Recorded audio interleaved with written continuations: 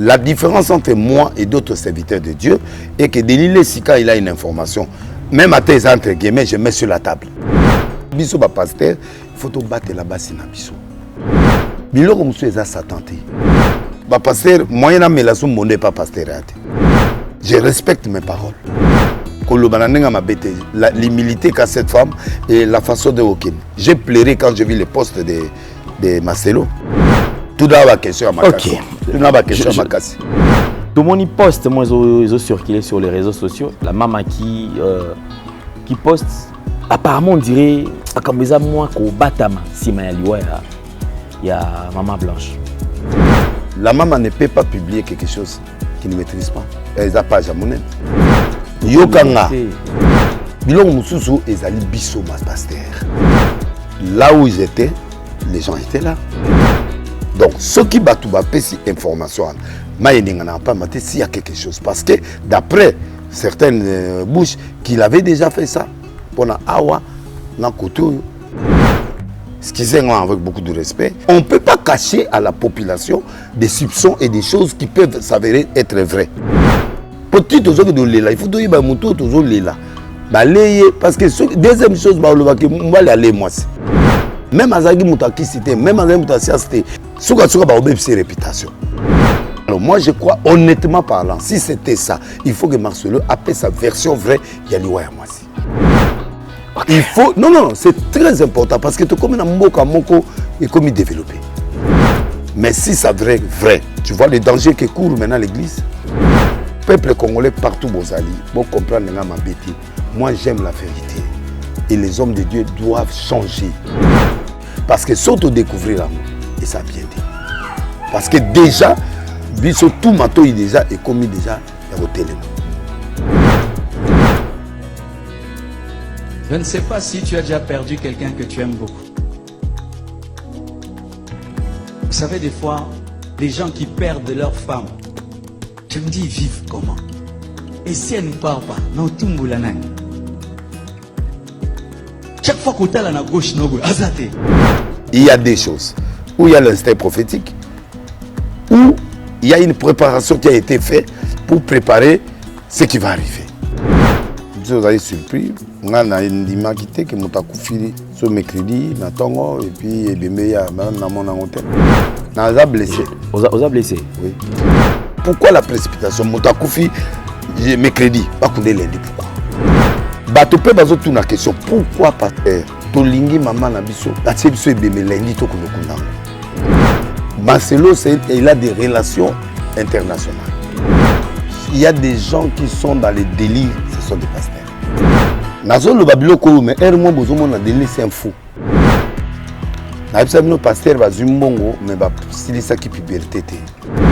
Mokolo to kola nde na témoigner batwana. Entre guillemets. Donc, c'est la nouvelle officieuse. Ok. Donc, et puis, Turquie, ça m'a un jour, Ekolobama. C'est quoi? Ce qui est ça bon, à qui la faute? Mais la Turquie, il y a des Congolais. La Turquie, il y a des Congolais. Parce que Dieu est digne de toute louange et toute adoration, rassemblons-nous pour une expo célébration ce 27 juillet 2024 au Stade des Martyrs de Kinshasa.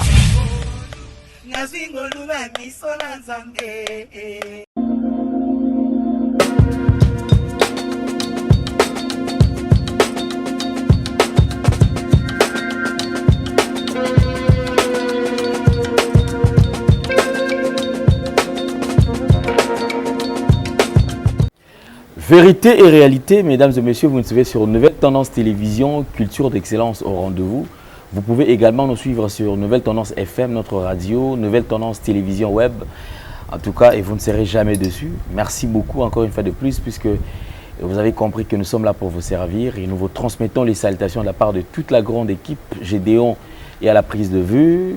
La réalisation est signée Jordan Panzo également et à l'assistance de Corneille. C'est comme ça que nous allons travailler. Parlons de la Fondation Ndélé au cœur de la nation ainsi que l'orphelinat Famille du Cœur Christ Rédempteur. À travers cette opération, vous êtes sensible aux cris de détresse. Vous voulez soutenir les orphelins, les veuves, les démunis.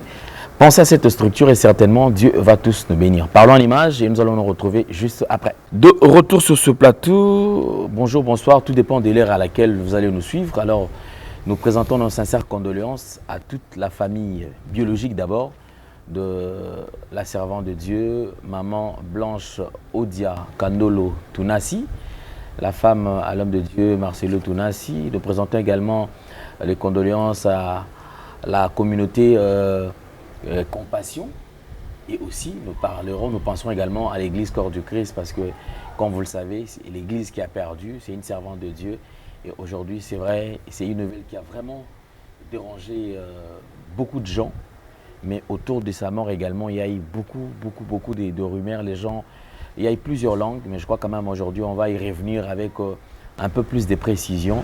Et déjà il y a le programme qui vient d'être publié aujourd'hui. Donc à 17 h, il y a un programme qui a été déjà fixé. L'élo jeudi, déjà, Rekema déjà continuer, c'est-à-dire que les gens peuvent aller dans le cercle Bobo, dans le chapitre à Boboto, maintenant ils place vendredi et aux Alakakawana, le samedi et aux Alawana, dimanche et aux Ala veillé dans le stade Tata Raphaël, et les lundis et aux exposition dans le stade Tata Raphaël. Après au conduire la dernière demeure naïe, en tout cas paix à son âme. Nous avons le plaisir de partager ce plateau avec un homme de Dieu qui n'est plus à présenter. Pourquoi? Parce que Bino déjà Bomesana, Boyebié et Toza Ebele. Si vous avez une occasion, on l'a été.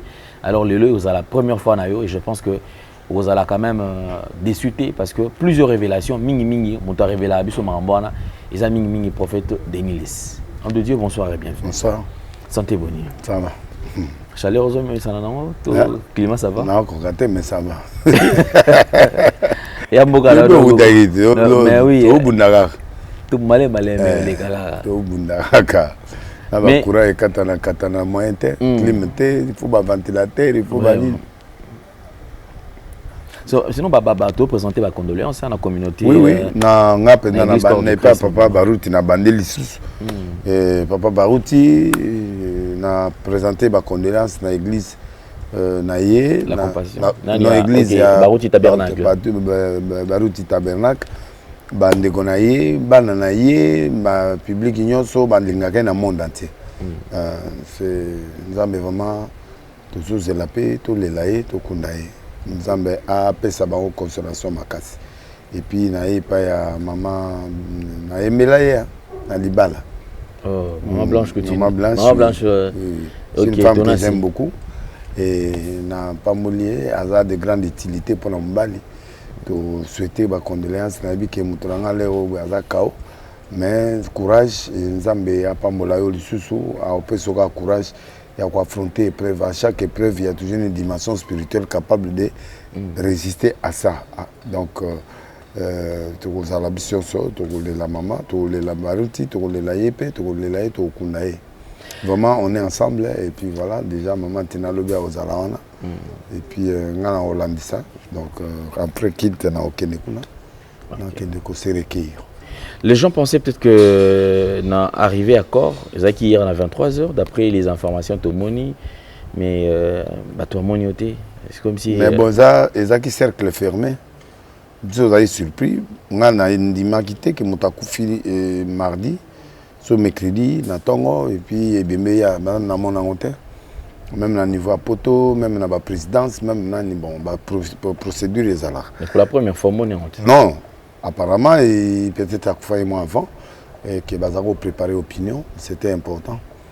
Parce que le pasteur, sauf imprévu, je crois qu'il a voyagé lundi dans Boutou. C'est-à-dire que la nouvelle était là, lui il a voyagé, maman était avec des enfants, avec 2 ou 3 enfants, ou 2, je crois, en Turquie. Et puis voilà.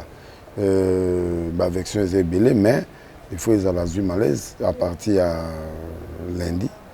Et je suppose qu'ils sont bons parce que jamais à tous les milliardaires le même jour, tu as fait 4 heures, formalité, tout, parce que l'avion est à Turquie, ils l'ont à 5 heures.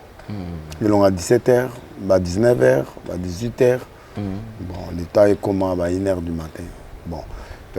Communicateur officiellement communiqué parce que nani akenda kuna même bosola zala yona atie nanu bato en doute pour dire que écoutez comme officiellement une nouvelle et surtout que sur la page officielle il y a un mot passé Marcelo, rien n'était signalé. C'est ça, donc les gens doutaient un peu parce qu'il fallait bango non c'est pour bisoto non peut ça va condoléances comme nous ça quitté ti butu to comme mona et bembeye na butu ne to mon page officielle a bani ko communiquer et puis programme ça a été bon.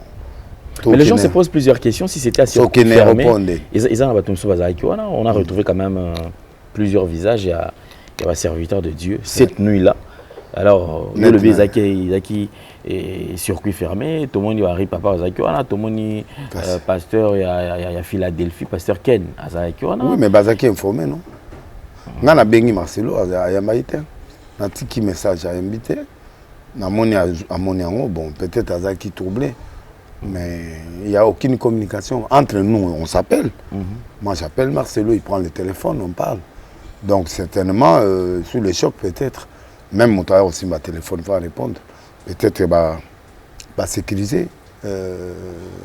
Balinga qui va tout battre. Or, il y a un il faut tout il cache quoi? Je ne sais pas, mais je n'ai pas aimé. Parce que, Asa populaire, maman peut avoir une femme populaire, donc il faut tout y bas. Et tu n'as pas question ébélée, tu comment fouiller l'Europe, tu comment fouiller Turquie, comme dans la base, tu fouiller, tu bani qu'on a information dans mon âme. Ok. Alors je crois que. En tout cas, j'ai pas aimé. Il fallait pas communiquer officiellement qu'il y a un Boutou, à Koufi, et puis à Roya Boutou. La publication à Marcelo, qu'on l'a naïe, va passer naïe, et après. Boutou, c'est ce qui ne peut pas passer. Tant aux arts populaires, tu n'appartiens plus à toi-même. Effectivement, c'est une vraie partie de rumeur quand même. Tu dois communiquer officiellement pour que Batoubaye effectivement. Donc c'est comme s'il voulait gérer la nouvelle pour qu'il n'y ait pas trop de questions. Mais Congolais a toujours des questions. Ok, on va revenir sur le dossier parce que tout le monde a un dossier. On a blessé. On a blessé? Oui. Ok, d'accord. Il ne nous a pas informé, il fallait communiquer officiellement. Effectivement, je pense qu'on va y revenir. Alors, on a quand même proposé une vidéo.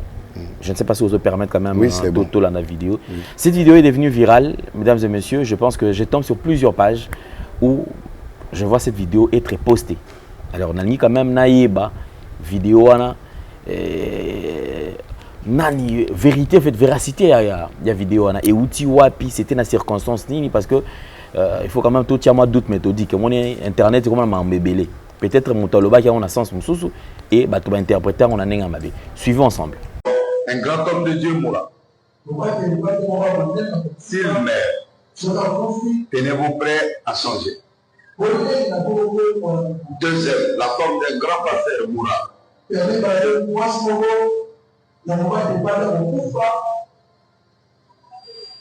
Grand homme.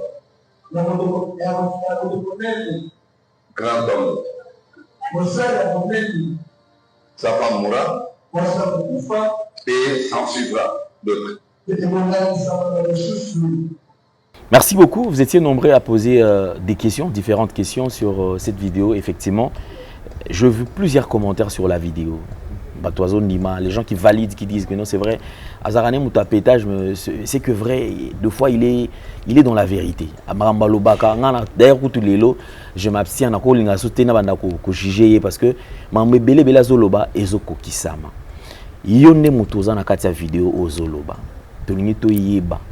cette vidéo date de très longtemps. Toute vidéo où ils qui prophétie aux Zolobela, qui prophétie aux qui récemment, il y a un exposé qui pas c'est vrai que c'est ça qui prise en compte. Ils ont une considération. Le problème est que dans l'Ingi, vraiment, l'émission Nayaka, les gens ne me comprennent pas. Tout le monde n'a pas le même style. Narosa lokola Marceloté, Narosa lokola Laurent Daloté, Narosa lokola Mos Mbayoté, Narosa lokola Tatouté, Narosa lokola Mojimbiété, Narosa lokola Kalambaïté. Les gens, chacun de nous a un style de travail. Ok. Je suis d'abord un juriste de formation, à l'université connue Lumumbashi. na zupe formation ailleurs et belé dans sa doctorat en théologie sur le prophétisme pour qu'on améliorer écoute na formation et qu'on permette qu'est-ce que le prophétisme, qu'est-ce que prophétiser, c'est quoi, et donc on a la prophétie, ministère prophétique, c'est quoi, na approfondi na doctorat. J'ai des diplômes, na salle graduat, na licence, na doctorat. Bon, je ne sais pas, Batou, ce qu'on a na poto, na mission à poto, il y a mon poto, tamolaka. 3/4 il y a des missions à poto, balinga Batouba c'est désaltéré, Batouba à la laisse. C'est mon style Nazaro Linga, ça dit que je mets les gens parce que qu'on parler donc banaton petit hermoboui, il faut quand même Batouba c'est bazarane sengo, c'est hermoboui détendu. Mais je fais passer un message. On appelle un écran prophétique. L'écran prophétique c'est cette dimension de voir noir sur blanc.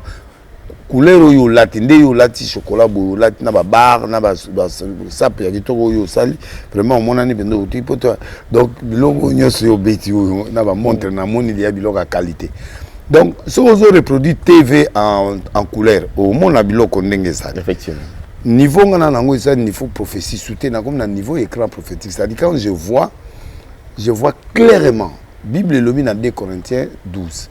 Il y a un homme, on va permettre parce que question na yo wana izo sunganga parce que na linga ke mission na yo parce que nazo linga lokamba côté profane mais côté religion j'aime travailler avec toi parce que tu connais la parole et puis oui non seulement bi parole mais aux ana intelligence à comprendre makambo ebele na 2 Corinthiens chapitre 12 je crois.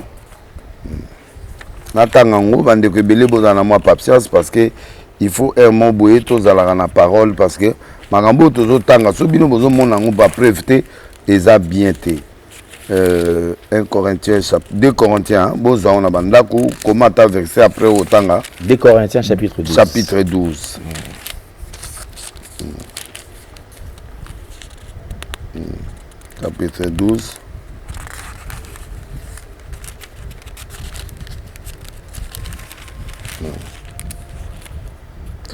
2 Corinthiens chapitre 12, je lis au nom de Jésus-Christ. Combien de versets?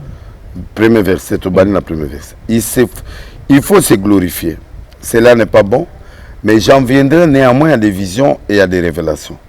Je connais un homme en Christ qui fit il y a 14 ans, ravi c'est-à-dire jusqu'au 3e ciel, se fit dans son corps, je sais, se fit dans son esprit, je sais, Dieu le sait. Et je sais que cet homme, si c'est fit dans son corps ou sans son corps, je ne sais, Dieu le sait. Fut enlevé dans le paradis, qu'il entendit des paroles infables qui n'est pas permis à un homme d'exprimer. Je me glorifierai d'un tel homme, mais de moi-même, je ne me glorifierai pas, sinon de mes infirmités. Si je voulais me glorifier, je ne serais pas un insensé, car je dirais que personne n'a à mon sujet une opinion supérieure à ce qu'il voit à moi ou de ce qu'il entend de moi. Mais pour que je ne sois pas enflé d'orgueil, à cause de l'excellence de ces révélations, il m'a été mis une écharde dans la chair, un ange de Satan me souffletait, m'empêchait de m'enorgueillir. 3 fois j'ai prié le Seigneur de l'éloigner de moi, il m'a dit ma grâce te suffit, car ma puissance s'accomplit dans sa faiblesse. Malgré ma grâce, c'est ça. Chacun de nous a ce qu'on appelle une infirmité physique ou spirituelle. Une faiblesse. Une faiblesse physique ou spirituelle. Et là, au moins, ils ont l'accès au niveau yo commis dans la dimension. Il faut nous avoir l'accès à batuki yoza mutu. Ça, les gens doivent savoir. Effectivement. Batu belo mo na ba pesa table sur profil simbité. Ça dit nzamba nga l'action ka azanzambe.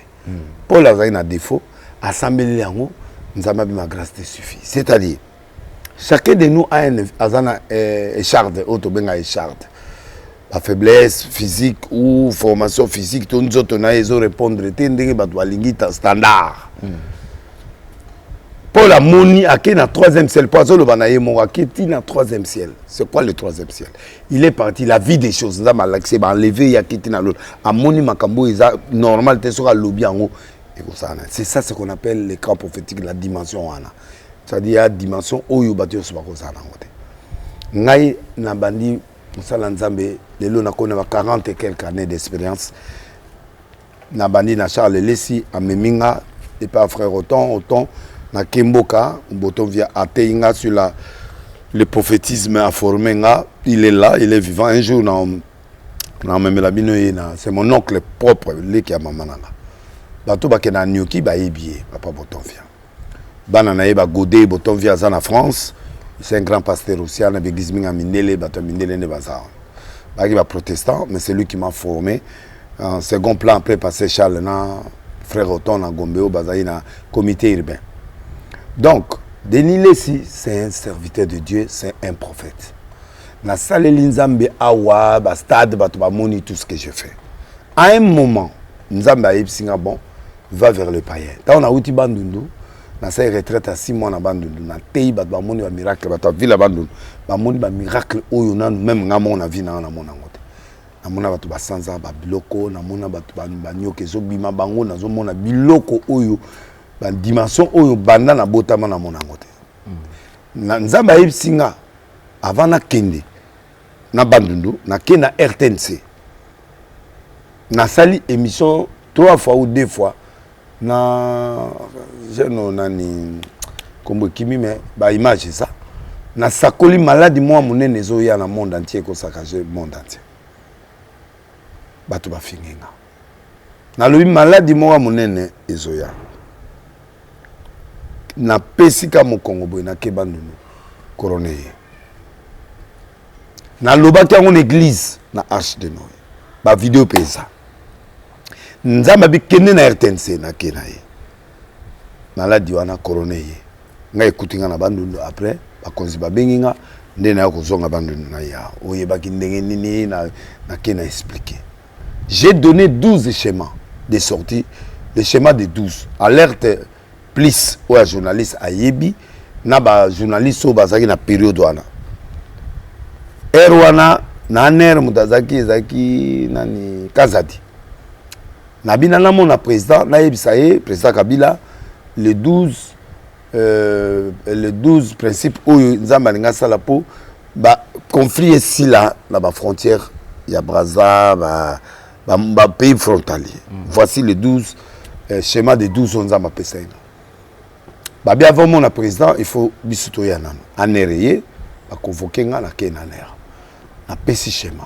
C'est ce schéma qui a fait sortir beaucoup de choses. Parce que tu belé ta musuba éviter.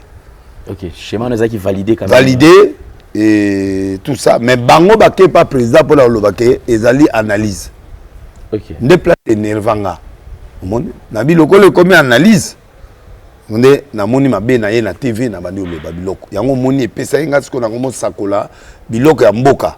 Na ba biloko nyonso bekra politique na ngomo pesa na TV.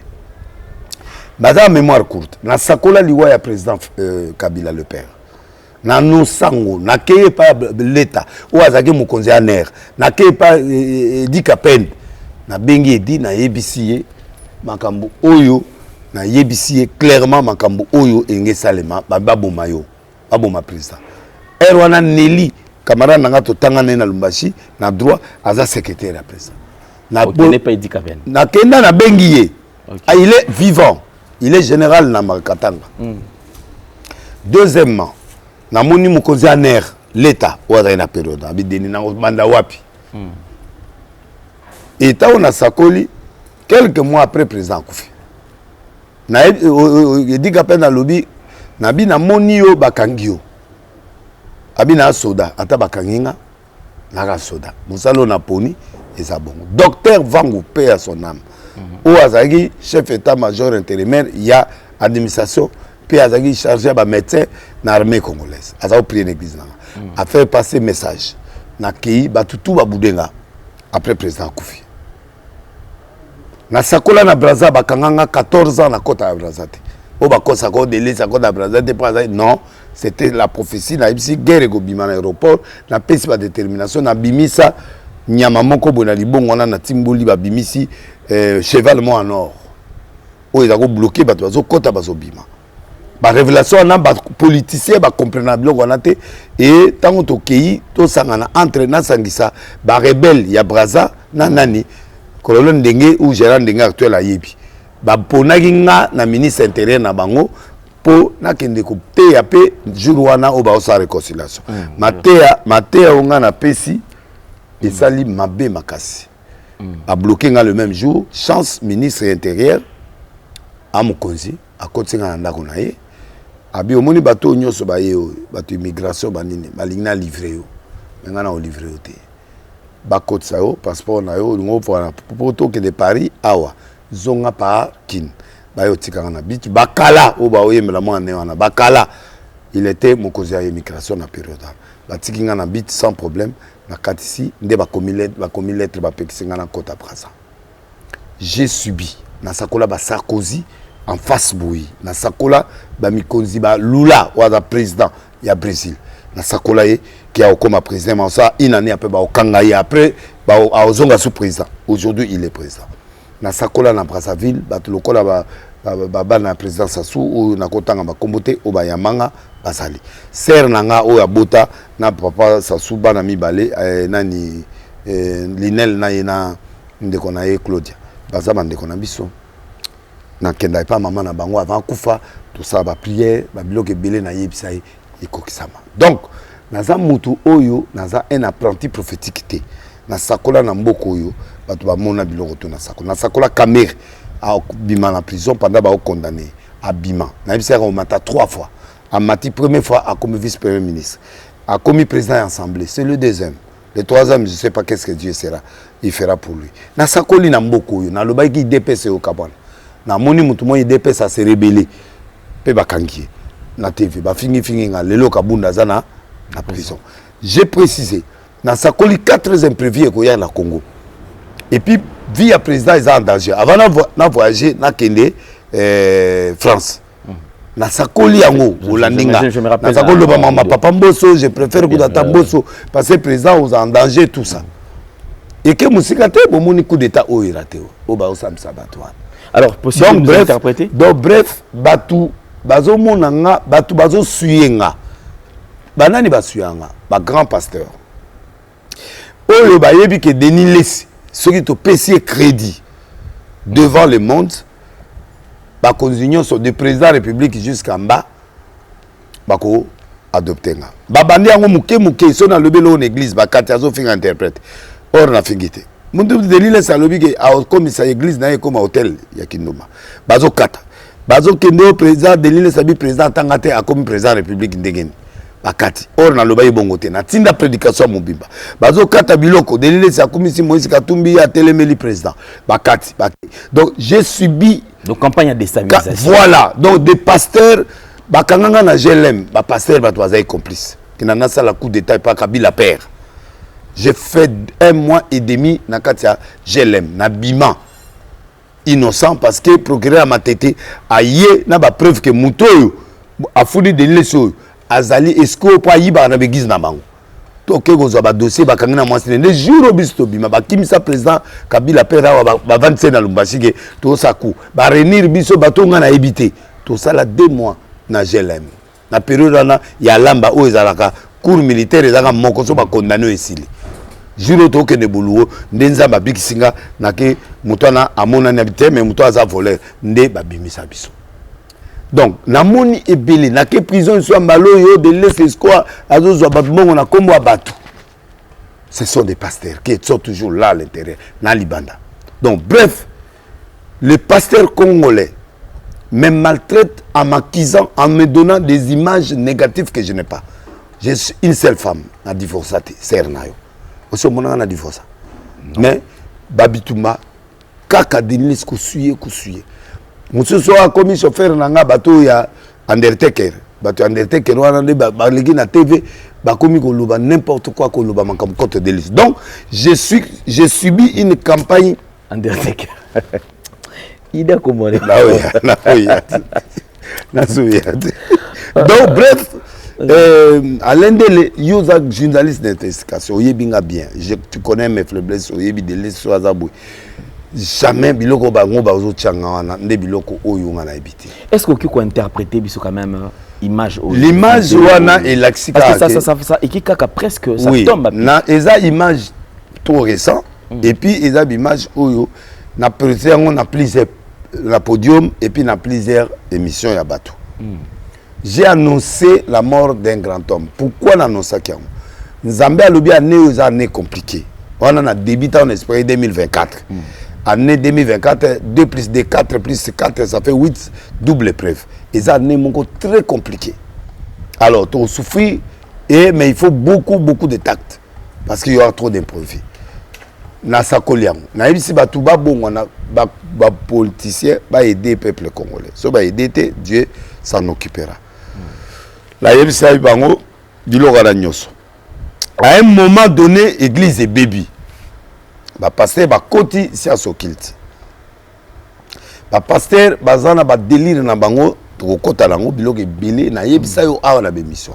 Nzamba tomboki alobi na oboma. Je vais commencer à tuer et à punir le pasteur, les musiciens du monde. Na kendeke pas na bango, ta balo ba pétage voilà, na kendeke pas na bango, o balongoli ba kisi balongoli o ba sainente balongoli. Alors j'ai constaté que le jeune et des grands pasteurs à Congo ba bandi kisi kala maintenant ba été ba esko ko officialiser. Le kola ba officialiser nzamba bia oboma. Na pesi bino signe, bogomona pasteur ma munene akufa. Soga akufi bato yo bazana banzela ya mabe ba changer. Deuxièmement, moi c'est passer moi munene a okufa. Na ba mort mon mystérieux a okufa. Mais ceux qui bomoni yango et que bo douter kaka bo tikité, je vais commencer à frapper sur l'église, sur la politique, sur beaucoup de choses.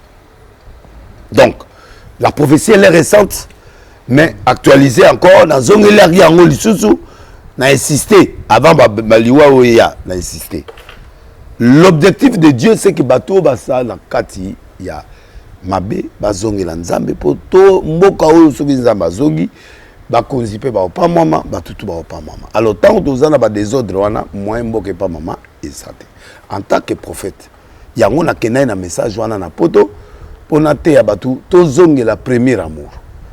Des messages na te na Paris mais na constaté na eu résistance na Paris mais na sa campagne batu baye na bande sakola na ba TV ndenge na bandaki na boyi na ngasiko keo na sa musique na sa boyi na lo baye contrat na nga na producteur na nga comme ça musique profane a kobimisa album na ye je suis prêt à l'aider à sa blo na ye parce que ezai contrat mais na goza souté ba blo ba musicien non ça j'ai dit je quitte et je reviens vers Dieu parce que nous avons besoin pour peuple nanga a besoin nanga yozonga na expliquer batu bokato nzamba kwa obomanga ozongi parce que conséquence était yo to ozongi parce que conséquence était ingate na kimate na bimate na kene émission même Ezekiel a kene émission même nani ezayu atamula montaka pendant des années mais nzambe a bloqué qui après azongeli normal.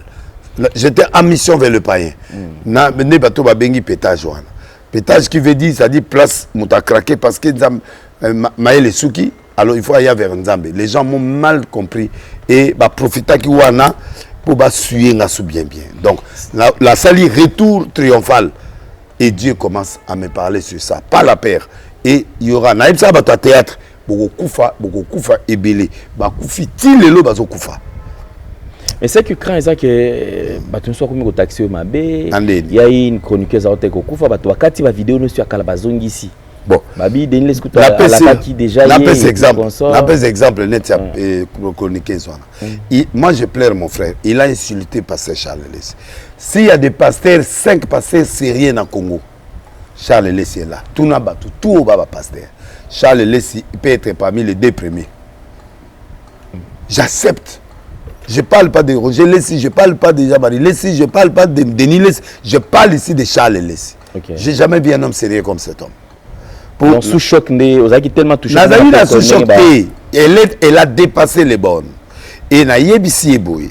Na bingai so na mina modirio pour mon évêque okufa kalate. Mais na tikio na maboko ya Nzambe. Parce que kotika mutu na maboko ya Nzambe. Alors bien, à moi la vengeance et la rétribution. Mouta au fond dans le monde, azate. Nabistatayo lobi vous tous qui êtes fatigués, venez, je vous donnerai du repos. Et Bible lobi que gardez le silence, moi je combattrai pour vous. Et dans Talibilo à la nyos savité. Si on a mis maudire ya kufi ba Hollande langa. ngai na tika eka na maboko ya nkolo Nzambe ndazo soin na ye et puis na bibo observer nzambe osala. Il y a des fois dans la vie, il faut que les gens comprennent qu'on ne peut pas toucher aussi aux hommes de Dieu. Il y a des choses que aussi que batwaïbi que mutako banofinga yo banatongo ti pourquoi te. Afingi nga mokote, afingi ba kofi, afingi ba tutu oyo ya kofi. Ba na fero yo sika ya utaki. Il a insulté. Et yemoko liwana ye etalinga te. Ngana tika eka na maboko nkolo. Ngana modéré te. Sous choc, je pense que qu'on soit prophétie na yo, s'il faut que lier on a réalité au tout ça on lelo et choqué bateau. Na moni bande comme ça bande ko lobi que non mais comment est-ce que Denis laisse à moni message. Des gens parlant d'un grand pasteur, peut-être bateau nous encore un peu à la légère, bien légèreté ça moins trop.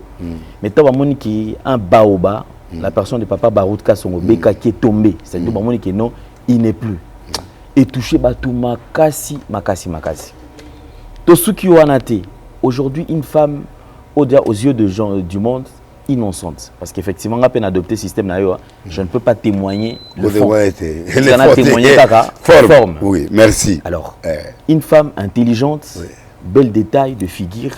Moi, si aussi servant de Dieu, il y a côté qu'on partageait avec maman, malamu, il y vraiment bien.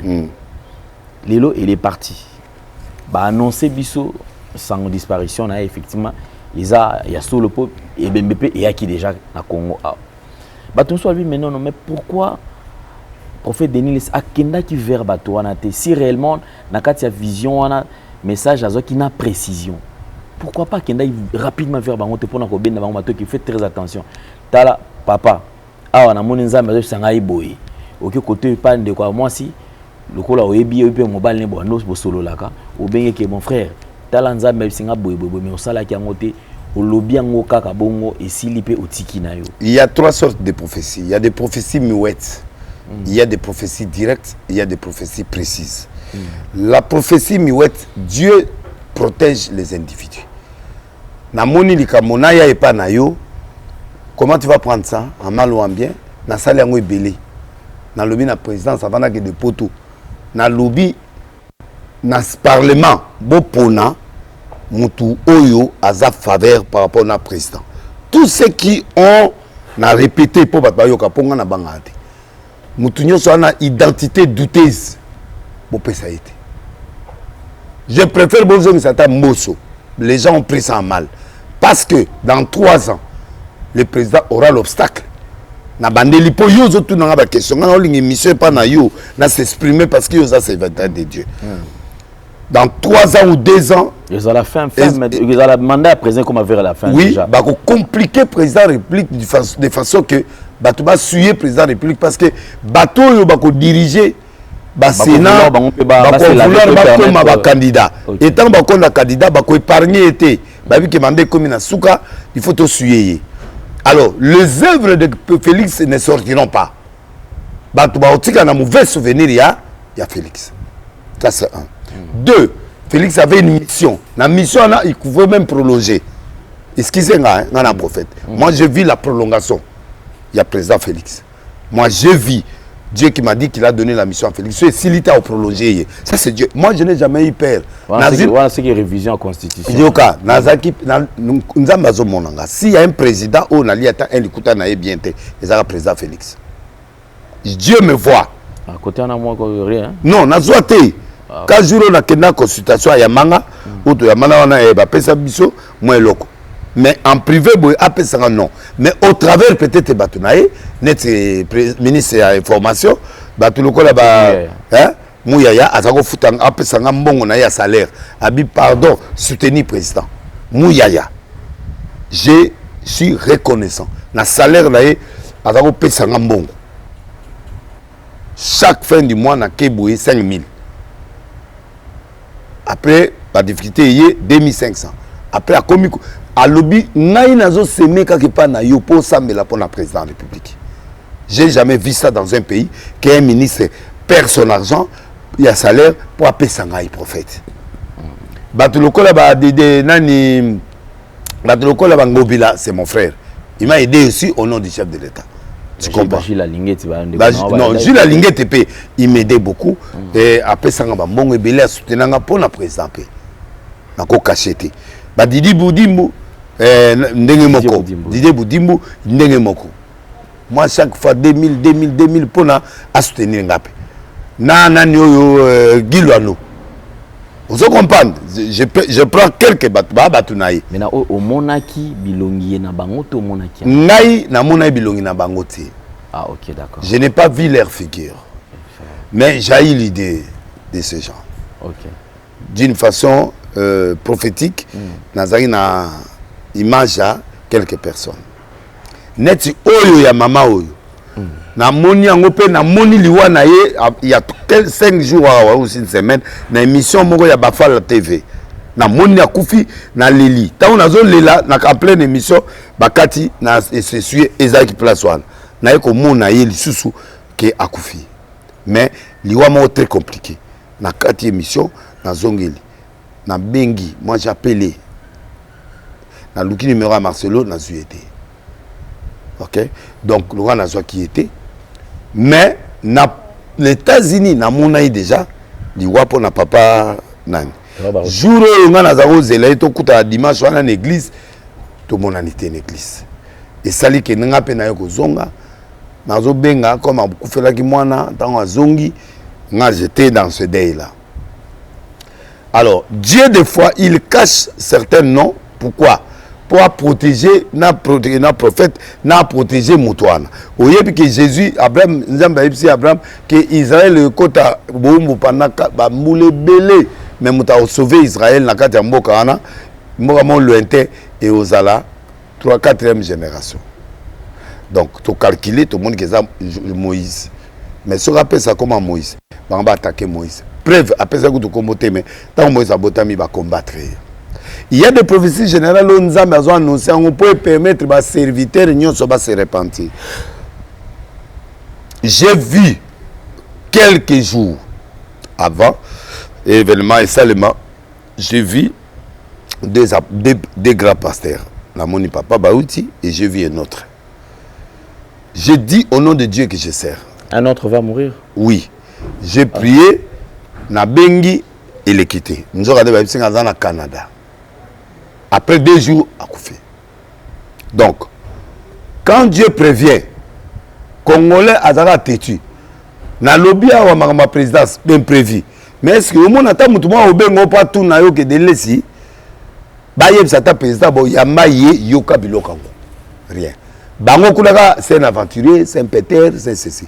Alors, et créant un bloc mon boye que bon, natika la kaka na TV élément et comme les kaka et comment c'est commis bandimi c'est bandimi d'abord prophétie les obligations Bible le dit que quand tu prophétises la personne accepte ngai nzambe yemoko makila na epananga elongwe mais ceux qui mutana boudé makila na yemoko ezepana. Moi j'ai commencé à donner des prophéties à l'internet. Pourquoi? À la télévision pour bayoka pour muta on le batté que mutuma yoka été bayoka. C'est bon? On y va. Bomba bomba ngai oza papa na zamwana oye biango malamu. Maman, oza bien?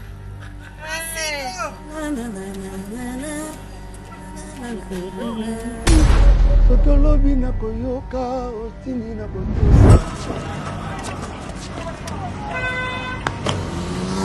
Kesungana ingaka yo. Papangana salaya yo ye.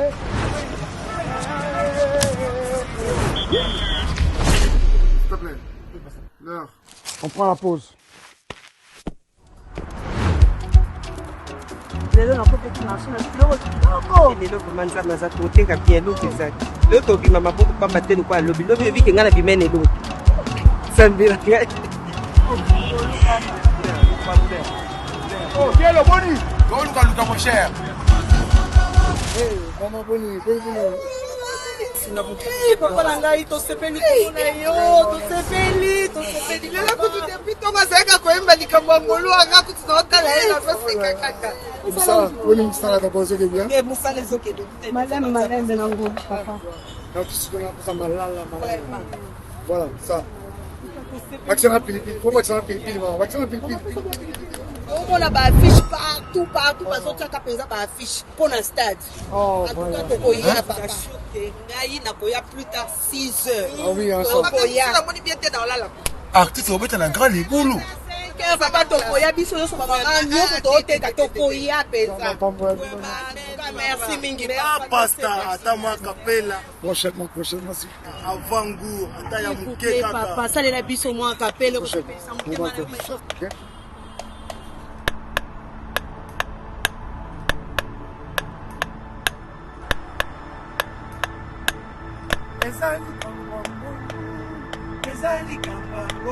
Parce que Dieu est digne de toute louange et toute adoration, rassemblons-nous pour une explose célébration ce 27 juillet 2024 au Stade des Martyrs de Kinshasa.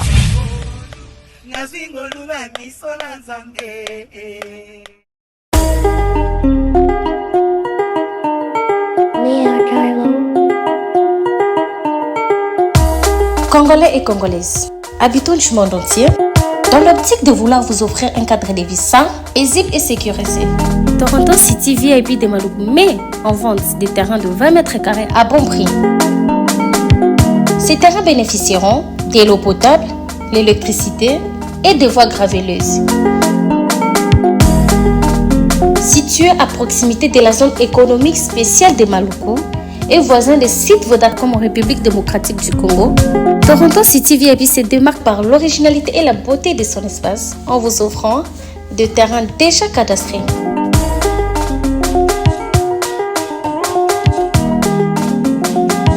Biso Toronto City VIP de Maluku. Toza non loin en zone économique, pene ya cité Vodacom. Toza awana ba parcelle il y a 20 mètres carrés na talo malamu. Possibilité de paiement, cash ou par échéance. Pour plus d'informations, contactez Papa Willy Mafoula au +1 905 730 15 40.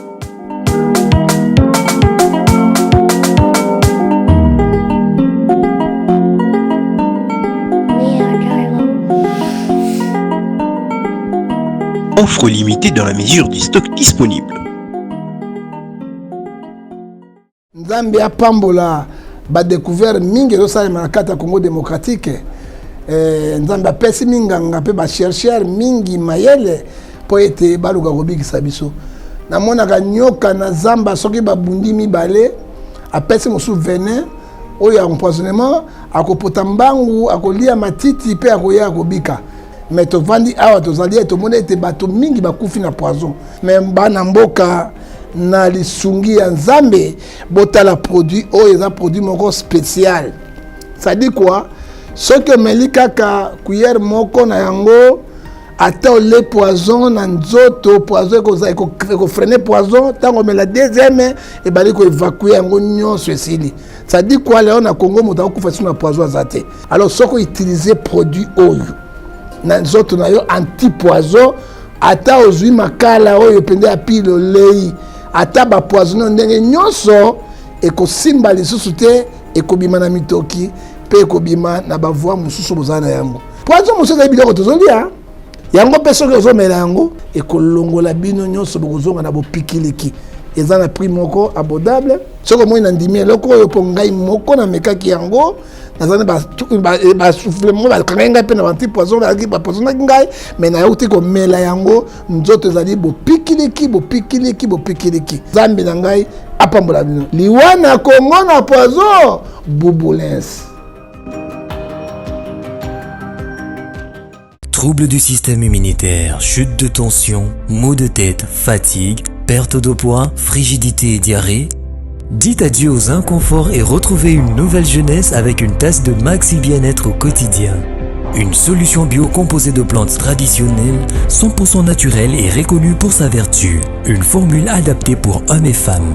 Depuis plus de 10 ans, le Maxi Bien-être Café renforce le système immunitaire, restaure la fatigue physique, améliore le sommeil, aide à stabiliser. Alors, taba yoki, ce qu'on s'intéresse nanga, gloire à Dieu, ce qu'on ningo bengangate. Moi, je ne suis pas, la prophétie n'est pas un revolver. Denis Lessi n'a pas le sang de quelqu'un dans sa tête. Parce que, dans le lobby, au Pessika occasion na yati, caméra bima, avant bima dans na sakoli a scellé offrande 2 fois na ebiso ko bima azan hôpital ero azan na prison là Camille m'a envoyé mutunaye aye 2 fois na maman moi c'est Amida tango abimi na ko forcer eta atu nanga de laisse étape ngo misatu na koleka nango ezani pour lobi na mata 2 fois lokola Matide a comme vice premier ministre abosa inaye aye a commis est-ce que ezali parlement ou parlementaire aye bité ngaka na ti na bi vérité place à aucun mais si ko destination na ye ce n'était pas oyo a commis mais la prophétie en plein air batomona oui a mati 2e fois effectivement la prophétie est là mais est-ce que 3e fois ezanine 2e fois ezanine donc les gens n'aiment pas consulter des prophètes même ba païens donc suivi continuité à Mamba processus de même ba païens ba roi Nabucodonosor ba consulter ba Daniel même les gens qui aux anciens sur qui il était ba consulter ba prophète parce que c'est Dieu qui est au-dessus de tout. Le Congo et l'Africain, bon, Afrique, il faut que les Ivoiriens, mais les Congolais, comme c'est pas celui qui a, bango sikoyo ba koma na frère moko boye que muto au président za mutambiso ya vandana Kabila. Kabila la différence n'est pas président Belezani. Kabila accepté oyo o solo na ye mais ba pasteur ne ba baby saki Kabila.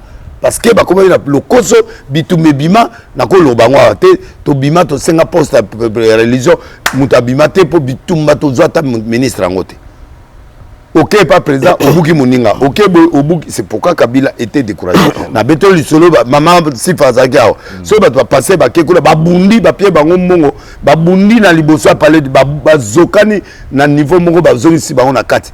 De ba osenga maman sa bango miliki, lait à miliki. Muto uti veiller ozo exiger maman ya président asalo nani te ya miliki ozo diarrête ba oh il faut me la thé chaud biloko na maman sifa monango azwa basisko la place à mibal ba keko iskoke ba nani ba Simon na Kulungongo maman kende boy ba tourner ba mi yo oza 10 000 sacs yo ozo ki autant c'est matériel local yo nani yango oh ba tonomi ba le mon ba servante mon ba yaka bakanga bango bazali na makala. Donc c'est pour dire que chez Kabila aimait Dieu mais les gens l'ont bloqué pour na banane pas prophètement betaki président prophétie avant 8h pesanga 3 millions de dollars président bizela 8h dans ba fond la banque na kende ko lukata ko defa na banque rien avant 8h okufa Kabila ti le lo akufate siko mutu ana na tonga akimate to katsa ibwa to butu akeda Brazzaville le lo komisuki na Moscou donc yo yebisanga na biloko wana ba passer basali oyo bato bazo yebate le problème de Denis Lessi c'est que batu lelo yo mutatu nanga question te hôtel na molimo te nga polo belanga za molimo fo nzamba lakisa ke mutoyo aza molimo c'est ça le fond la forme tout le monde est pasteur. Tout le monde est bien, mais dans le fond, on a réalisé pour continuer l'émission, dans le fond, et c'est. Moi, je suis ouvert à tout le monde. Si Dieu me donne une prophétie, moi, à la personne, je ne parle plus. Pourquoi? Parce que on dit que ok. Bakonzi ba on dit maté, les lomé na moni quelques bakonzi ba bando benganga. Nana Sakoli Sarkozy a comme président. Nana Sakoli Lula. Nana Sakoli président Bozizé ou a comme nazai na Centrafrique. Abala pe mona mongo ya Arche. Nana Sakoli na Brazzaville na Sakoli.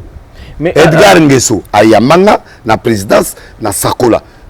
Donc na yebsanga mboka nini na Sakoli te. Donc na Sakoli partout na ba mboka belé na ba président en Angleterre na Sakola ministre moko Blanquette c'est agi aveugle. Na Sakola tia comme ministre. Mais na kena sozo loba bato ozo ba modeli sa loba o azokosa. Sozo loba c'est pas balobi na hôtel na l'accès hôtel moko na Paris. Balobi belé sa kosi. Na comme na Paris na l'accès bango hôtel moko eza pongi nuit moko et bandi il y a simple les amis $. Ti ba nuit ya ba 80 ba 20 000 les ali 15 000 les a. Tant on a l'accès ba journaliste Bibi, oui journaliste Bibi. Atinera message Bibi Kapinga. Botu na ye. Bibi na oloba wana TV bato ayokanga.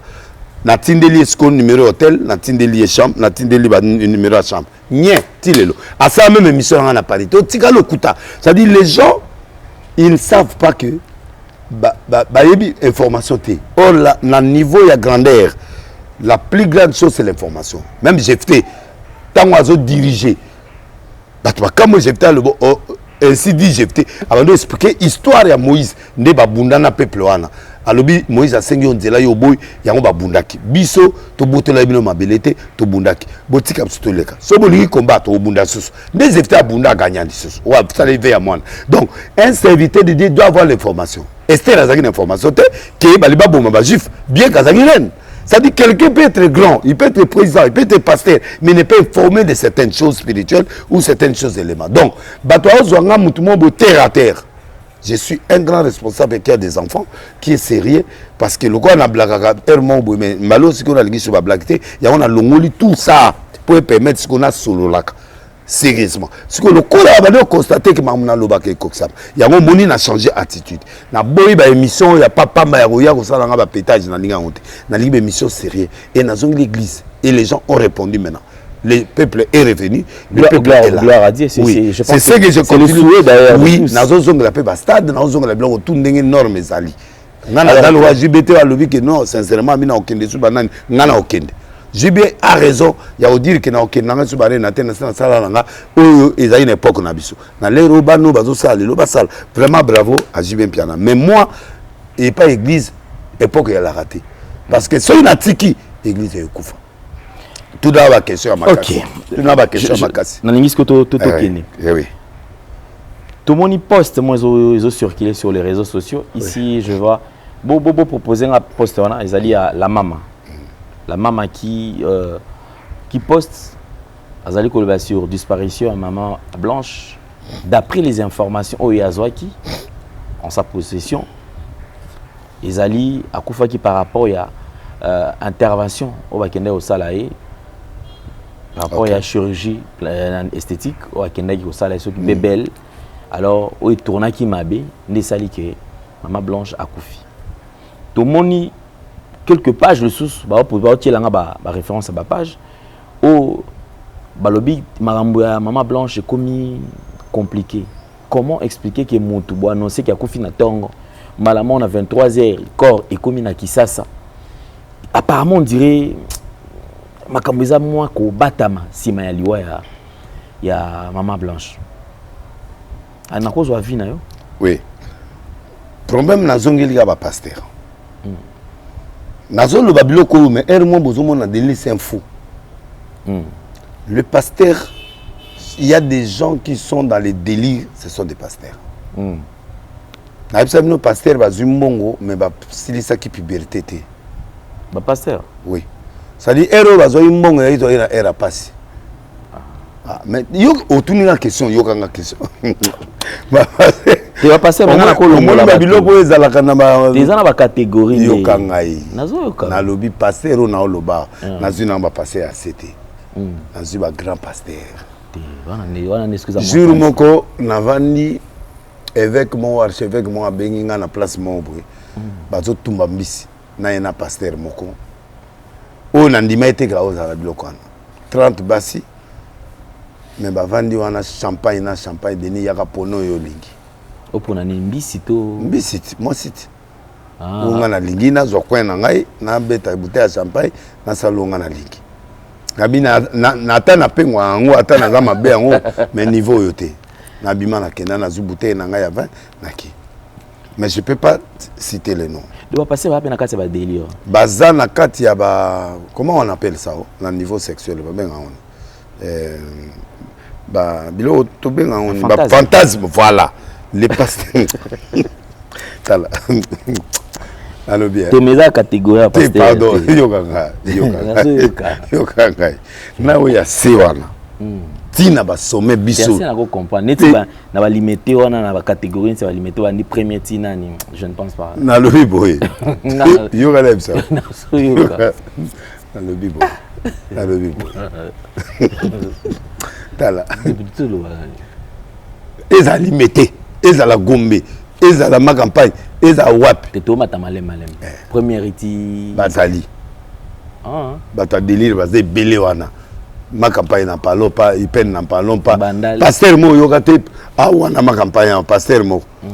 Owa Pasteur Mo, na kita mwana, en église mounene. Asiko, abazote, abate, asiko, au micro yawa.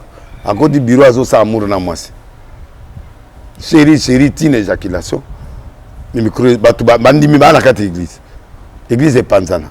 Et déplacé comme un kota kone kufana we kenad. Oui, bité.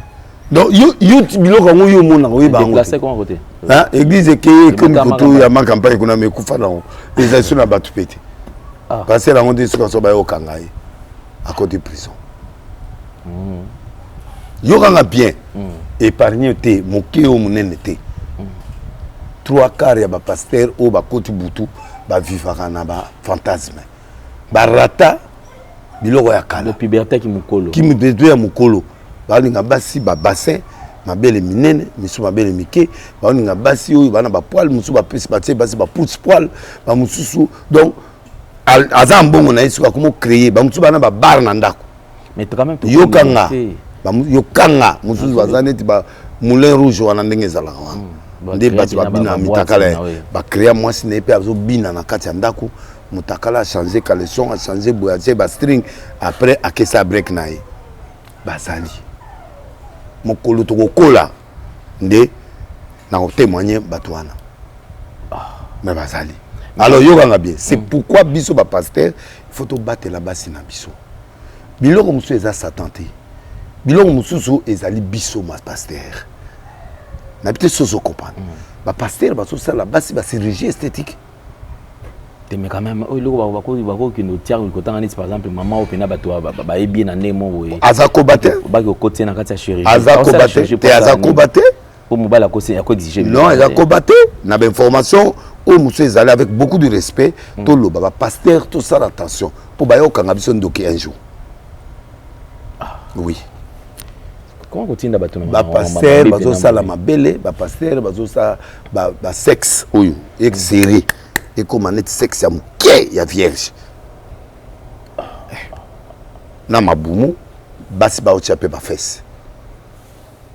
Bon, on a certaines informations, où ils ont circulé, c'est comme ça qu'il y a eu une chirurgie à Liboso et Salema qui pon nzoto na Liboum. Alors Mbalo ils a chirurgie. Non, ici mais il y avait des difficultés ezalaki. Mais Mbalo yo ezaki tamusu na partie intime, zama limsanga et puis anesthésie et déconner. Ça c'est entre guillemets la maman ne peut pas publier quelque chose qu'il ne maîtrise pas. C'est une grande page à mon. Mais c'est ce qui étonne les gens, c'est-à-dire poste on a ceux qui apparemment ceux qui postent ces armes à Bémi va retirer mais poste on a ils a retiré dans lobby boyé et Tikali. Là où ils étaient, les gens étaient là. Place Yozalaki. T'es dans le lobby, il y a des choses tant que ont des poteaux. Batouazate. Batouazate. Soli kamekoi batouazate. Je crois que le pasteur peut-être nakati ya opération sous Salemaki et récite des haïtés à Kenan vacances d'après nouvelles autres ça en dernière minute à Kenan vacances et puis batiki ba na un hôtel maqué pour ça l'opération et l'opération a mal tourné entre guillemets.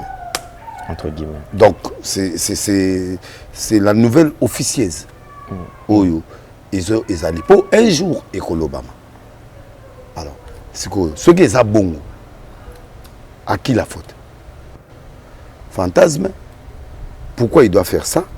Mais comment est-ce qu'un homme... Non, il y a qu'un homme. Pourquoi il doit faire ça? Est-ce que mon bali naye a lingi bongo? A senga bongo? Parce que babi a salaki. Moussou ya liboumou na ya ba fesse. Ma gueule salaki yango et tourna qui peut moi ma bé. Mais moi peu mes ala qui bani mais s'en sortir mais si ko oyo ezaki il y a pas parti un terme mususu et kokai ko supporter tant mususu ba anesthésie ezaki té entre guillemets beaucoup de réserves mais en tout cas et ça bon. Mais en parlant de délire quand même yo za moko ya ba o quand même bon mais si s'avère vrai si s'avère vrai Les pasteurs doivent être délivrés. Parce le pasteur doit être délivré. Bien sûr. Un pasteur, ça veut dire un pasteur qui est possédé aussi. Non, mais il y a des pasteurs qui sont dans des fantasmes. Je t'explique des choses. C'est ça qui m'étonne. Quelle motivation? Na kuti pasteur monga a sombi 50 000 $, a sombi moi si na Chine. A sombi baomi satu. Il y a métis, il y a noir, na tala break na sima. Azana bango na ndako. Akusha na bango. Poso ga neti boya mobali, ala kisinga poso bo. Bon, librement, sexuellement, les pasteurs sont libres comme Balunion Sotoboïté. Mais si nous arrivons... Et bien sûr, avec partenaire Moko. Hein, oui. Si nous n'arrivons pas... Bon, il n'a pas fait ça, mais maintenant, aujourd'hui, si réellement ce qui s'est dit là est vrai, les lots vont perdre l'élément mounene à Koufi parce que est-ce que Zaki va poser na Moko? Ou bien Zaki poser à Moubali na entre guillemets toujours. Mais selon moi, j'ai l'impression que c'est comme si cause à la poste à mobilité. Et là, on est sur l'axe. Bon, on est moyen justifié. Une femme ne peut pas s'engager dans certains domaines-là sans que Moubali a CP. Il faut avaler toujours un balaiser. Bien sûr. Dans un complice. C'est pas mauvais. Mais ce qui est tourné, c'est pas mauvais. Hein? Spirituellement, pour Nanga, il y a dangereux. Nous prêchons le naturel. À Boti, sur 4 ou 5, c'est normal. Ma belle école s'est dégradée, mais on peut se soigner. Sexe école s'est dégradé, on peut se soigner. Excusez-moi avec beaucoup de respect. Je mets tout entre guillemets, mais je donne une information. Au cas où ils bon. Parce que les gens s'étonnent comment moi je suis dans une maladie. Parce que s'il était malade, ce pasteur-là, il prie. S'il était malade, ton atoïba. Ce qui étonne, d'après ils expliqué Moutou, d'après une information encore, il y a page, c'est toujours à page en haut. La maman, la maman, on a deux hommes. Azana moi berer. Neti information moi comment il botika chéri nanga delesi ya kendai concert à faire net baluba delesi na salle pas faire. J'étais pas là. Mais il a répété Kayango que botika mbali nanga bobeta été. Je n'ai jamais été dans la salle mais à relais Kayango. Il peut commettre des erreurs d'information. Il y a entre guillemets. Mais sur 100% d'informations après ça, 80% d'informations est ça vrai. N'a page d'après information relais. Mais la Turquie, il y a des Congolais. La Turquie, il y a des Congolais. La différence entre moi et d'autres serviteurs de Dieu est que Delile Sika, il a une information. Même à tes entre guillemets, je mets sur la table. Pour la véracité à Mboka. Parce que si c'est vrai que l'organisation bongo, en tout cas, c'est pas bon. Je te dis, c'est pas bon. Parce que ce qu'on t'a très bien. Chaque fois qu'événement, moi, je suis dans le Congo, serviteur de Dieu, je prépare le terrain. Il y a des choses. Ou tantôt, ça l'intuition prophétique, ou la préparatoire. Parce que dans la science occulte, par exemple, si il y a un événement, il peut préparer spirituellement. Batou. Moi, si boye. Donc, écoute-moi. Tala, papa, moi, je suis prophète. Hein? Le prophète du Congo, prophète des nations, des Nazabo. Je n'engage pas. Hein? Mais je te dis entre guillemets. Parce que la nature, les enquêtes continueront pour savoir le vrai. Tu peux poser toute la question. Pourquoi pasteur Tolingi maman nabiso pourquoi cette précipitation? Pourquoi cette précipitation? Hier, aujourd'hui, le programme. Voilà. Est là. La question est en train de se poser. Pourquoi la précipitation? Moutakofi, mercredi, pas qu'on est lundi. Pourquoi? Parce que Marcelo, il a des relations internationales. Effectivement. Et les gens l'aiment beaucoup. A plusieurs je suis parmi Bateau Pebalingaka et na style na ya travail. Moi, de Lilesi. J'aime cette femme. L'humilité qu'a cette femme et la façon de Hokin. J'ai pleuré quand j'ai vu les postes de Marcelo. na osa ndeni nzambe pesanga makasi na osa ndeni nzambe na landi ba prédication na yende ngazolo ba so moi so akufi na vivre la prédication surtout pourquoi est-ce que bazongi c'est pas comme batu bazongi ça balobi donc c'est comme s'il savait batu il y a des choses où il y a l'instinct prophétique où il y a une préparation qui a été faite pour préparer ce qui va arriver. Donc il y a des gens parce que ma pasteur moyen mais la somme n'est pas pasteur. Je respecte mes paroles. Sur le plan forme, hein, j'accepte. Marcelo est irréprochable sur le plan forme. Même temps, on a Moïse a souhaité Nabi, a souhaité les nané autres, H de guerre ici. On se comprend. Or, il y a Moïse Baswana pour Nani. Moïse a silika qui pour moi sinaye, paraît-il, y a moi sinaye. Aya pas na yekuna so inde. Alors que moi c'est un se plaindre que bon, yé Marcelo a fait une version que on a coutane moi si yé moi yeko se plaindre parce que la fille là aussi était encadrée par Mike Kalambay. Azaipi ngata molana fiona a moi na master na biso. Au moins Thomas le coffre. Papa ya moi na na Thomas le coffre tinga na sa esplanade à palais du peuple. Donc bazao sala wana ba beta. C'est un grand nani Moïse a balaka fiona, ba bota na imwana, après aye ko senga divorce. Mais basana une vraie belle femme. On a refi. Hein? On a refi. Refi ngo break ya dansé, ya li sekite. Otali moi si boye, oui c'est la gloire de l'Éternel. Alors na habité, bon, ndao ndeko alobi bon a balé souté, bon, aiza droit na ye. Sko ngana kamo sko yo rafi akenda ikuna ya moni mabe. Ça dit ba guerre wana ba nagi apatia il y a moi aussi. Parce que Moïse a voice. J'ai ça jusqu'à aujourd'hui. J'ai ça dans mon téléphone. Donc Moïse a voice. Habitala mutuna yo mangamarosa. Nde na tumbaka nani Marcelo na tumba na ndenga lisegida. Donc bref, en d'autres termes, atini condoléances c'est normal, mais c'est que ils à la franc. La condoléance où il y a les lots, ils à la franc. Moi je suis franc quand je fais mes choses, je suis franc.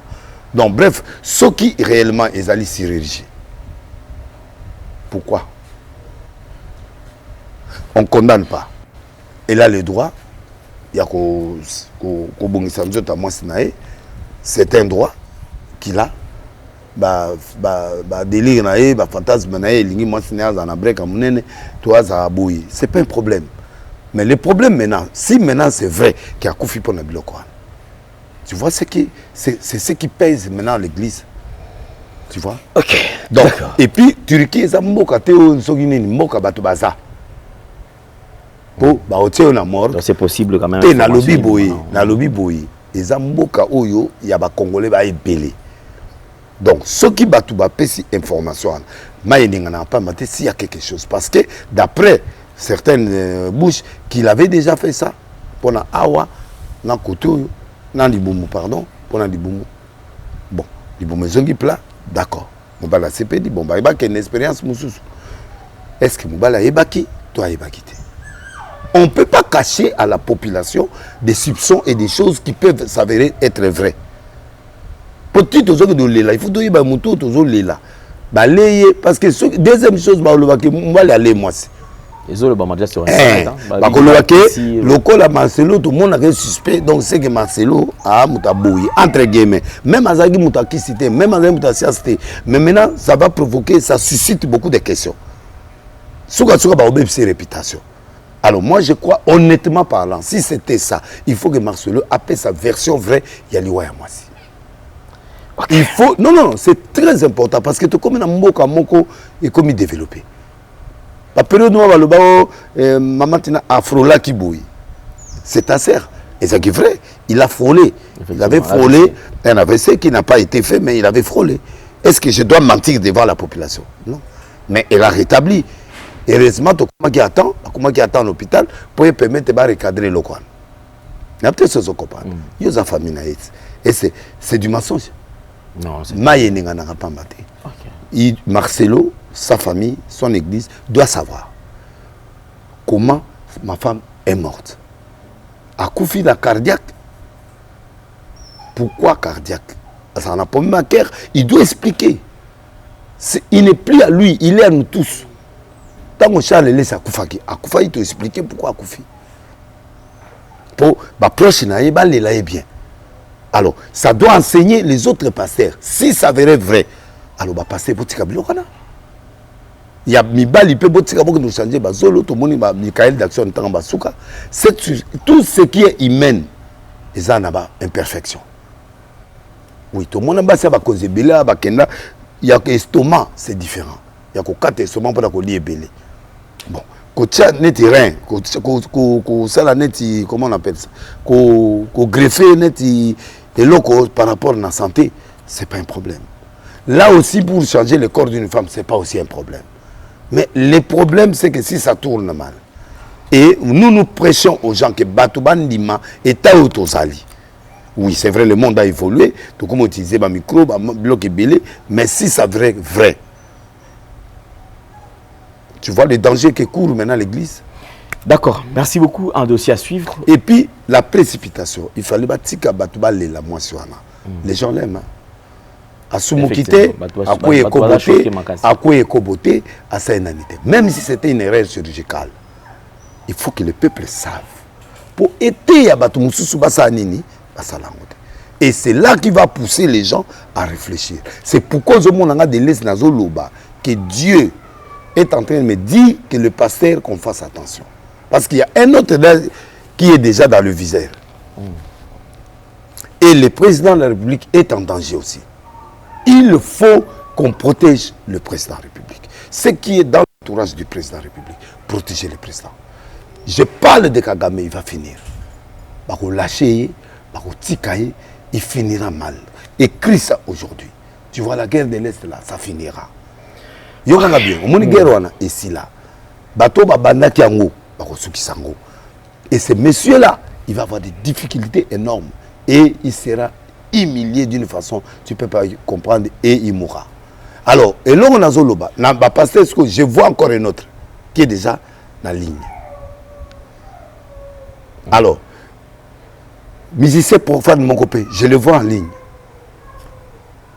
Donc, il y a un taxi, il y a mon pasteur, moi, musicien profane, moi, musicien chrétien, moi, politicien, moi, et puis, il y a des choses que je ne peux plus dire à la télé pour que je n'attire pas trop de combats. Le peuple congolais, partout, Bozali, pour comprendre ma bêtise. Moi, j'aime la vérité. Et les hommes de Dieu doivent changer. Tout ce qui est délire, tout ce qui est posa oya mukili, tout batami na sima ba posa na ezabiété. Et c'est comme ça que nous allons perdre nos maris et nous allons perdre nos femmes. Alors, matanga batiki la biso, mais basi ba date. Non maman il fallait batika maman wana za to lingaka yi batutu ba lingaka. Akufa pourquoi crise cardiaque ou comment batiki la biso banga batika ta une semaine. Et puis logiquement apparemment ndenge bato azo réfléchir que la mort est intervenue lundi. Entre guillemets, lundi, Moubali Ake a saigné à prier, moi ça c'est quoi? Entre guillemets, moi ça c'est quoi? Monique, moi ça c'est sécurité pour bâtir qu'elle était en hôpital à Sambela. Et les enfants étaient restés à l'hôtel. Donc, tant qu'il y a commis, c'est ça le problème. Et puis c'est un homme béni aussi. Oyo, Banapé, Azana, au monde il y a brisque, il y a un problème. Au monde a tout temps, Azana, pour Marcelo, il y a un mois, c'est pas ébo. Tant que Koufi a expliqué place, par contre, monsieur Zati. Yokanga bien. Et comme ça, les peut passer. Parce que nous retrouvons Bilo, on peut moins ça gérer à Sololité. Peut-être pas Sololaki. Peut-être pas Sololaki. Donc, en fait, moi, je ne condamne pas Marcelo. Je ne condamne pas aussi la femme. Mais si c'est vrai que Biloko est Zolobama, la Turquie, bateau est informé exactement Biloko, c'est vrai, alors il doit obliger à demander pardon. Et à dire à l'église ce qui s'est passé. Parce que s'auto-découvrir, et ça a bien dit. Parce que déjà, tout matin déjà est commis déjà au téléma. L'autre information. Au moins, ils sont chercher. Donc, ils sont obligés, toujours ça, la recherche approfondie. Et puis, tout le monde est en Zambie. Sur Aïe, ça sait exactement ce qui se passe. Conseil, on a conclure la partie où les hommes de Dieu, laissons les sciences occultes. Deuxième chose, laissons les bateaux à science, bobima bozonge patata.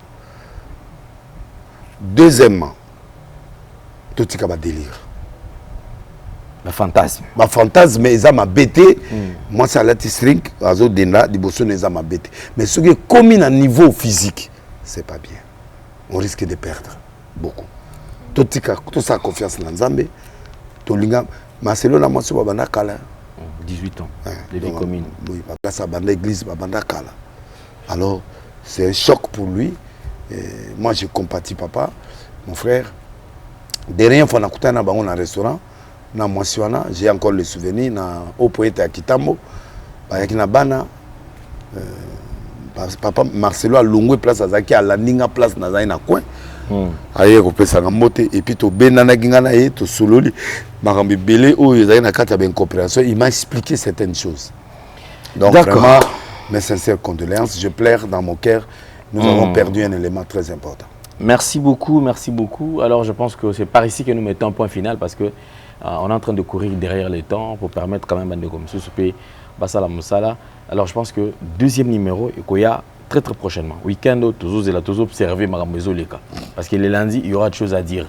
Merci beaucoup. En tout cas, on a bien l'occasion et à Kolanda Bissou. Merci à Shirley Mitonga, mon Indo. Je salue. Un grand merci à Gédéon, qui a la prise de vue. Merci à Jordan, merci à Corneille.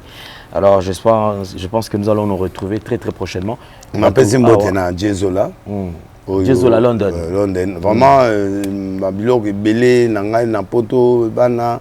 Il y a qu'à gratuitement et pas Djezola. Alors, la récompense qu'on peut faire, c'est de prier pour lui et de soutenir que c'est un frère qui mérite beaucoup de choses. Je salue Sephora, Sephora Lulendo, en France, il nous a aidé sérieusement pour le voyage Oyo, et puis Toké, et puis il a fiancé na Mbote, Ouizi, Oyo Azoyo Kanate, Nzambe Apamola Yo Lisusu. Na pesi Taïs Mbote, muto a sacrifié la voiture na Egypte, n'est pas tant matin soir, na pesi Mbote. Na salué Lisusu Ana Inyongo, ou partenaire ou batika bisote, malgré passe na Bisengo. Na banana Inyonso, na pesi Mbote. Na salué Joas Denis Lessi, Nzamba Pamolae, Jonathan Mokembo, Simeon Denis Lessi, grâce Banana Nyoso, na Blessing Oyo, Mwananga Mwasi, na grâce na pesi Mbote, na pesi Joyce, et Katuma Mwakembote, na pesi Mbote. Donc, Nazali ko silisa Mbote, et pas il y a Nelly Bolenge, à partir à États-Unis. Et félicitations à la princesse Silisi diplôme naïe, princesse Bolenge, et à Marie-François, et puis Liliane, et banana biso, break de break, ouais, solo, na pe Mbote, na pe si Tishik Mbote, banana, na mwasinaye, na pe si Mbote, na pe si famille Maman Tinanyo Mbote. Bana arche bozola nanga, na clôturé, na Mbote. Et Moussousou o na kobo sanate tchura momba lembata le maître Cobra na kutana na maman l'église deuxième fois yango vraiment on très satisfait na on a pesi mbote na Gédéon pasteur ya arche za mafuta sika na pesi mbote Jimmy Ngalasi na pesi mbote grand homme de Dieu en devenir vraiment l'indissama Jimmy okende susu liboso. Et puis, on a pesi mbote na Djebe, interprète nanga pe pasteur nanga, on a pesi mbote makasi, na lingina clôturé, na roloba na bino était Juju, tout nyonso bazara pe men nanga nzambe akanisa bango. Mais c'est que je vais revenir encore pour dire, bandeko na ngai, ça fait très mal. L'église doit changer. L'église doit abandonner le mal. L'église, chaque mercredi, 17h, dans la arche. Chaque vendredi, 17h, dans la arche.